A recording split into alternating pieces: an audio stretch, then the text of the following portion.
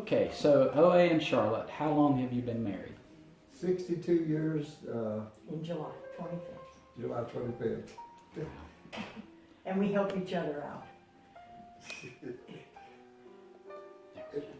What I forget, she remembers and vice versa. So, Perfect. yeah. So, was there a time in your marriage that you realized that God needed to be working in your marriage? Amen. There was definitely a time.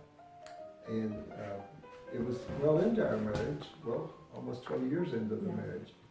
And I had bought, my wife grew up in the city. She was raised largely in her early years in New York City and then grew up in Buffalo, New York. I was raised up in the country. And so my idea of retiring was retiring into some land in the country, you know. Didn't know that she had a different vision than what I had. And so we bought property down in North Carolina, you know, got it real cheap and all. I'm really tickled to death out of it. And so I can't wait to tell her, and I tell her, you know, that I want this land. And her answer was, "You have what?" in a very loud voice. And so I realized there was some trouble there. Of course, this was before the vision for the camp.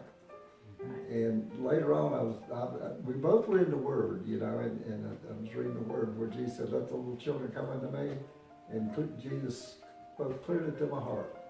And he said, "You know that land you got real cheap down in North Carolina, I got a purpose for it." I said, "Well, Lord, if you got a purpose for it, you're going to have to work a miracle in her life, because she hates the land. And I will not go into ministry unless you call us as partners." And because I'd seen so many times where people had gone into ministry and so forth, and it wasn't compatible.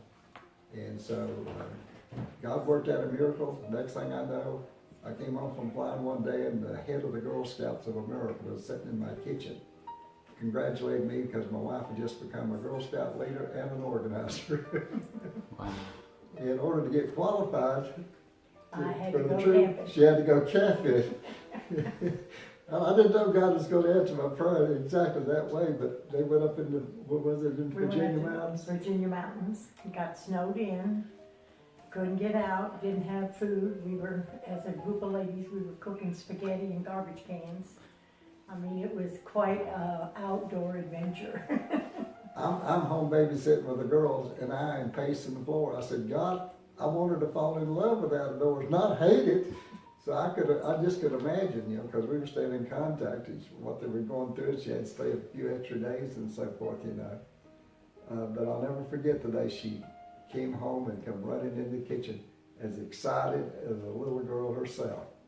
And she had absolutely fallen in love with I wanted to camping. buy a camper, a canoe, a boat. I mean, I was ready to go. Mainly because as a group of ladies, we had had such a good time.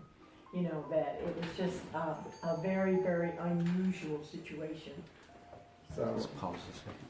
Okay, all right. but anyways, God had worked a miracle there, and so we both, from that time on, we were partners in the vision. And so we came down here, and so we've spent 44 years of our 62 years in the camping ministry. What people don't realize, the camp's been operating to be 44 years this year, but we were involved 2 or 3 years before, because there's a lot of preparation, as you know, in setting up nonprofit corporations and all that kind of stuff that took a lot of time before we could actually have our first camper. So, but that was it. And the thing that has solidified us, I think, more than anything, is our common vision to do the ministry of God that He's called us to do here at South Mountain Christian Camp. And you know, what was the next question you were going to ask us there? What is the most significant way that you have made each other feel supported and are honored? Oh, okay. Well, from my perspective, say I continued to fly for the airlines. The airlines was not only providing food for us, but it was the support for the camp when we first started. And so we've always given ourselves full time to the camp without a salary, and we would, for many years, not many years, but for a few years, we were the sole contributors and the workers.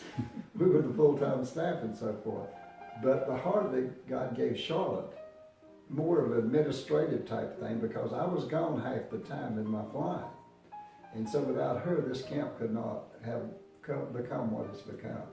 I've contributed a lot of other ways because I was making money and so forth, which was very essential and so forth. And I have a knack for the out of doors, going up on the farm and you know, studying agriculture and stuff like this, and also did, you know, surveying land and stuff like that. So that gave me a background for the overall sort of planning of the camp from a fiscal standpoint. But from the administrative end of it, Charlotte has been that, you know. Now, we can't work all that good together all the time because we work separately. we disagree a lot of times. So we found out we are much more productive if we work in separate locations. So my office is in the house now, and her office is here at the camp.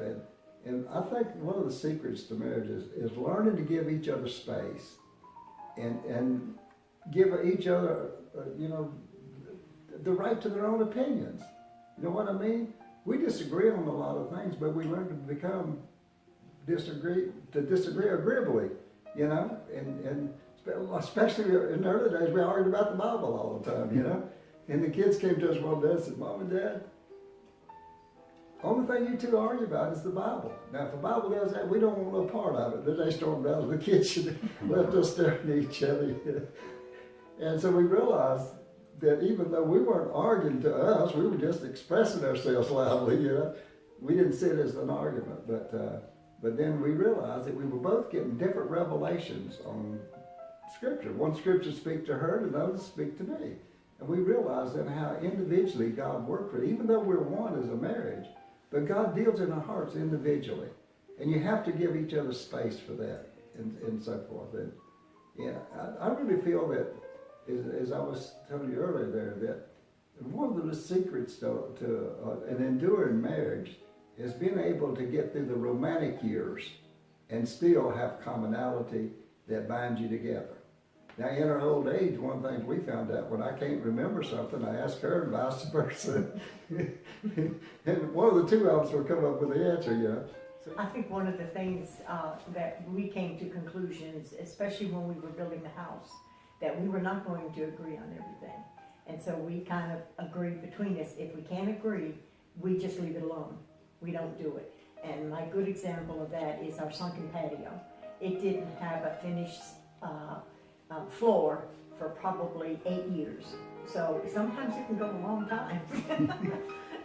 You know, but those things are not worth getting into emotional arguments over. You know, you just leave it lay until either one of you gives in or you agree on it, and then you have the freedom with God to move on it. And that's probably the one thing, if I'm talking to a young lady more than anything else, is in her marriage or before she's married, is to just say, you know, let yourselves be yourselves. You know, don't try to turn him into something that you were dreaming about in a Prince Charming, and you know, have him not do the same thing to you and getting you going in the wrong direction at the same time.